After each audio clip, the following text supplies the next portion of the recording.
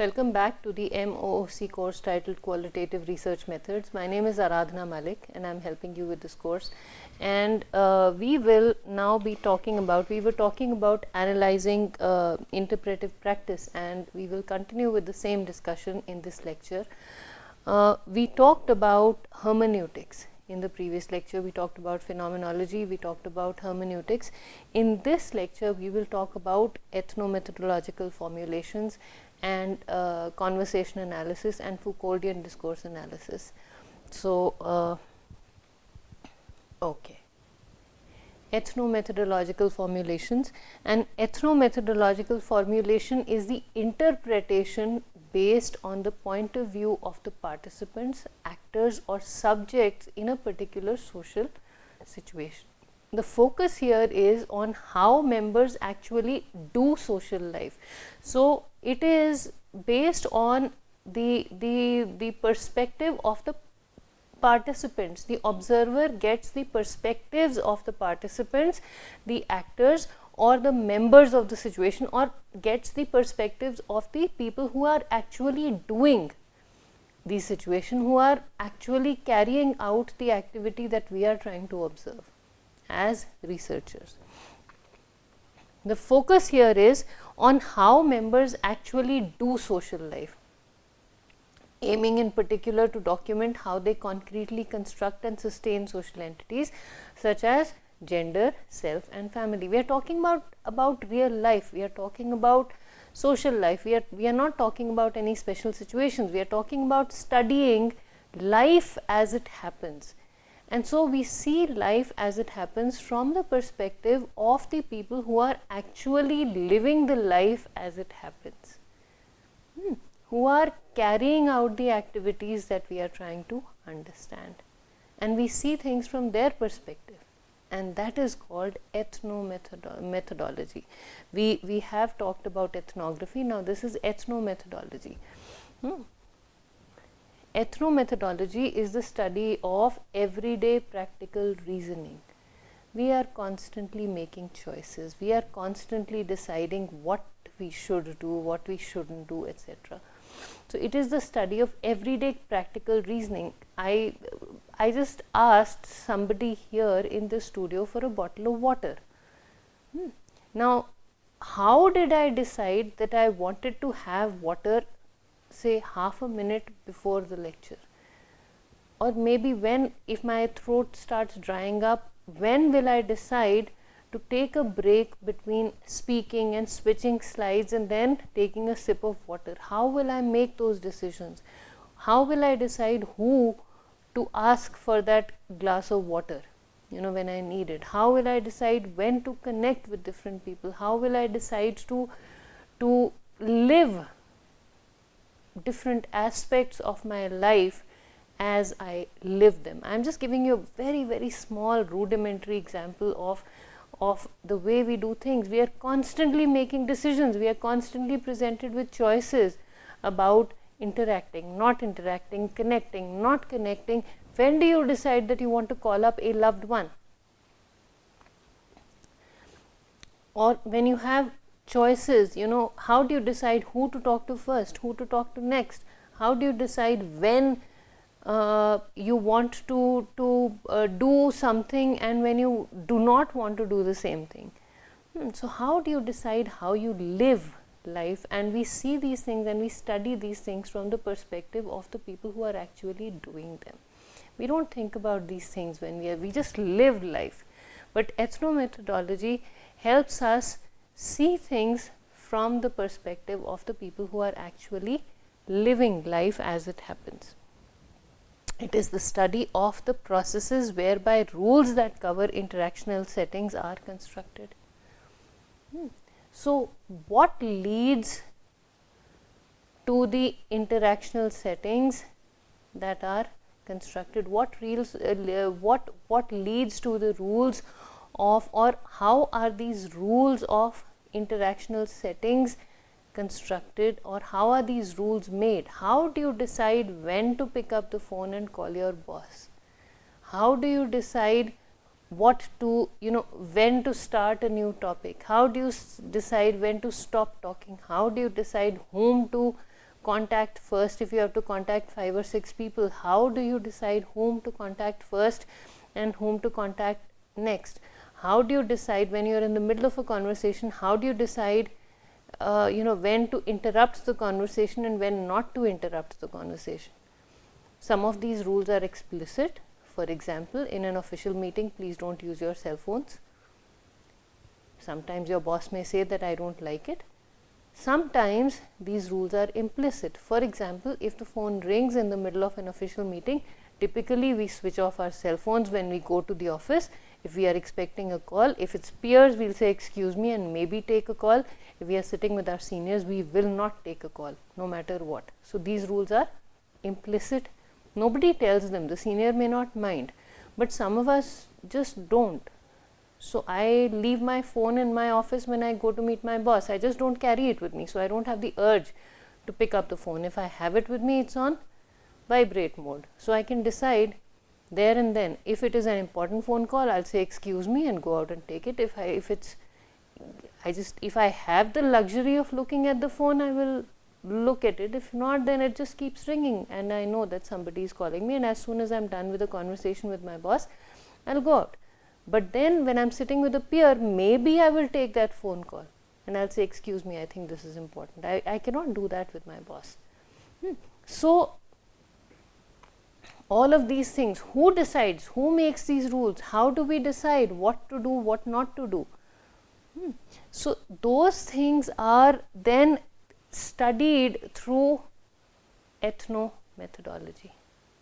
These different rules that govern the social structure that is constructed around us are studied through ethnomethodology. Ethnomethodology is a family of related approaches concerned with describing and portraying how people construct their own definitions of a social situation, or more broadly, with the social construction of knowledge. So ethnomethodology covers a number of approaches that aim to describe or portray how people construct their own definitions of a social situation. We try and understand how people construct or how people come to their own definitions of a social situation. How do I decide that something is important? How do I decide that something needs to be done? How do I decide that something does not need to be done? How do I describe that situation? So different approaches that find out, that describe how people construct their definitions, how people arrive at their understanding of social situations and what needs to be done in a social situation and what doesn't need to be done in that social situation, or more broadly with the social construction of knowledge. And social construction essentially, implicitly means, it implies that others are involved, context is involved, prejudices are involved, biases are involved, preconceptions are involved, judgments are involved. All of these things are involved. We live life in and through biases. We live life in and through preconceived notions. So when we study life, we cannot ignore the existence of these preconceived notions and judgments and biases, etc. So we see life through these preconceived notions and judgments and biases. But at the same time, as researchers, we also must learn to distance ourselves and identify what it is that is governing our understanding of a situation. What is it that is preventing us from looking at another angle, or what is it that is helping us look at a particular side? What is directing our attention to one aspect of the phenomenon, and what is it that is taking away our attention from another aspect of the same phenomenon? Okay. So bias towards something will force us to look at one aspect of the same phenomenon. Prejudice against something will prevent us from acknowledging that there could be another side of the phenomenon that we are studying. and that is how life takes place, that is how our decisions are made. So on the one hand, we are in the situation, understanding that all of these things are playing a role. On the other side, we pull ourselves out and we say, okay, now let me find out what is defining how I observe this situation. Okay, all right. Ethnomethodological approaches to social inquiry share a general orientation derived from phenomenological sociology, a focus on the ways the life world is produced, experienced, or accomplished interactionally and discursively. A methodological approach that prefers observation. I am just going to read from this. It's just a repetition of what I am telling you. A general orientation, a focus on the ways the life world is produced. So one is this general orientation, we look at life as it happens. The second is a methodological approach that prefers observation focused on both the audio and visual recording of micro exchanges and fine grained analysis of transcripts of those data. So whatever is coming in, we are trying to analyze the interactions. Interactions help us construct social reality. I am a student of communication, so as far as I am biased towards the importance of communication in understanding how we perceive the world, how we receive the signals that are coming from the world, how we construct meanings from these signals. And I'll be very crude about it. I'm just telling you about my own bias. I am a student of communication, and I think communication is the most important thing that in the world. Communication is what makes the world go round. So so identifying your own assumptions, identifying your own mindsets, this is the framework that we are coming from. Okay, a commitment to bracket out the researcher's own sense of the way encounters are socially constructed or accomplished, to describe how members in a specific setting or parties to an interaction accomplish a sense of structure. So these approaches require a commitment to pull out the researcher's own sense of the way encounters are socially constructed. I have told you I have a bias here, but identifying that bias is an essential part of being a good social researcher. I have a bias, I will identify it, then I will distance myself and say, okay, if I did not believe that communication is what makes the world go round, what would I have seen? That is what I mean by distancing. I bracketed it. As a communication student, I would not call myself a scholar or an expert. I am still learning quite a bit. So as a student of communication, I have drawn boundaries. As a student of communication, I will see X, Y, Z. But if I were not a student of communication, if I was not so inclined towards how communication makes the world go round, what would I have been able to see? Okay, so that is what a good researcher does. On the one hand, you see things from the perspective, from your own frame of reference, then you pull out. Then you see things from another side. Okay. And that commitment is required. When we talk about ethnomethodological approaches, that commitment to be a part of the situation and also be able to pull out of the situation and say, okay, I'm going to close my eyes to my life as a student of communication and see things from maybe the perspective of a fellow colleague who is maybe an engineer or a physicist or a chemist, who is not so inclined towards communication, and see how they see the same phenomenon. Okay, all right. Conversation analysis is an evolved form of ethnomethodology that focuses on the details of ordinary, mundane, naturally occurring talk to reveal the collaborative practices used by speakers to accomplish intelligible conversation and the norms implicit in conversations. Conversation analysis studies how conversations take place, what are the rules, etc. I am going to rush through this a little bit because we will discuss this in how we in some strategies in the methods of inquiry again. So I'll just rush through this. Okay, fundamentals of conversation analysis. the first one here is interaction is sequentially organized, and this may be observed in the regularities of ordinary conversation. Social interaction is contextually oriented in that talk is simultaneously productive of and reflects the circumstances of its production. So, conversation has patterns. There are patterns of conversations, and these patterns can be observed by observing the conversations that we need to observe. So, these patterns occur regularly. Patterns means that something is repeating itself. There is a regularity to the sequential organization of interaction. What comes first, what comes next, who speaks first, who speaks next, what topics are discussed, who changes topics, who stops talking first, who decides when to end the conversation, etc. So, there are patterns to these within social situations. And social interaction is contextually oriented in that talk is simultaneously productive of and reflects the circumstances of its production.